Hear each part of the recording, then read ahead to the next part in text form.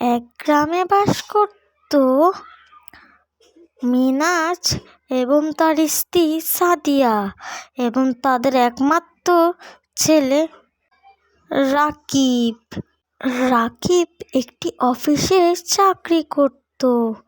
তাদের সংসার ভালোই চলছিল, কিন্তু একদিনকার এক ঘটনা তাদের সংসারে নেমে এলো অভিশাপ। হঠাৎ একদিন মিনাজ অফিসে যাওয়ার সময় গাড়ি অ্যাক্সিডেন্টে মারা যায়। এই কথা শুনে সাদিয়া এবং তার ছেলে কান্নায় ভেঙে পড়ে। তারা কি করবে তারা কিছুই বুঝতে পারছিল না। এইভাবে কেটে গেল 2-3 দিন। সাদিয়া ভাবছিল কি করবে যাতে তাদের টাকা উপার্জন হবে। এইদিকে ঘরে চাল ডালও প্রায় শেষের দিকে।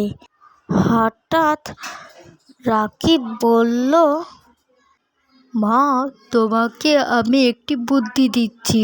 তুমি পিঠা বানাও। তোমার হাতের পিঠা খেতে অনেক স্বাদ। তুমি পিঠা বিক্রি করলে ভালো টাকা ইনকাম করবে। বাবা, তুই ঠিকই বলেছিস। আমার দুটো ছোট ছোট সোনার কানের দুল আছে, ওগুলো স্বর্ণকারের ওখানে গিয়ে বন্ধক রেখে আসি। এরপর সেই টাকা দিয়ে আমরা ব্যবসা করব। যাই। এরপর সাদিয়া স্বর্ণকারের দোকানে গিয়ে স্বর্ণ বন্ধক রেখে কিছু টাকা আনে।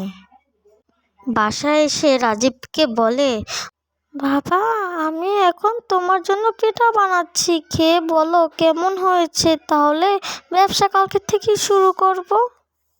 মা, তাড়াতাড়ি বানাও, আমি পিঠা খাবো। এরপর সাদিয়া পিঠা বানানোর কাজে লেগে পড়ল। দেখতে দেখতে তার পিঠা বানানো হয়ে গেল। এরপর সে রাজীবকে খেতে দিল। রাজীব খেয়ে বলল, মা, পিঠাটা খেতে অনেক মজা হয়েছে। তুমি কালকের থেকেই ব্যবসা শুরু করো। এরপরে সাদিয়া পরের দিন ব্যবসা শুরু করলো। তার ব্যবসা খুব ভালোই চলছিল। এরপর তারা এই ব্যবসার ইনকাম দিয়ে তাদের দুজনের জীবন খুব ভালোই চলতে লাগলো। তো আজকের গল্পটুকু এই পর্যন্তই। তো তোমাদের গল্পটি কেমন লাগলো অবশ্যই কমেন্টস করে জানাবেন, এবং ভালো লাগলে লাইক আর সাবস্ক্রাইব করতে ভুলবেন না কিন্তু। আল্লাহ হাফেজ, আসসালামু আলাইকুম।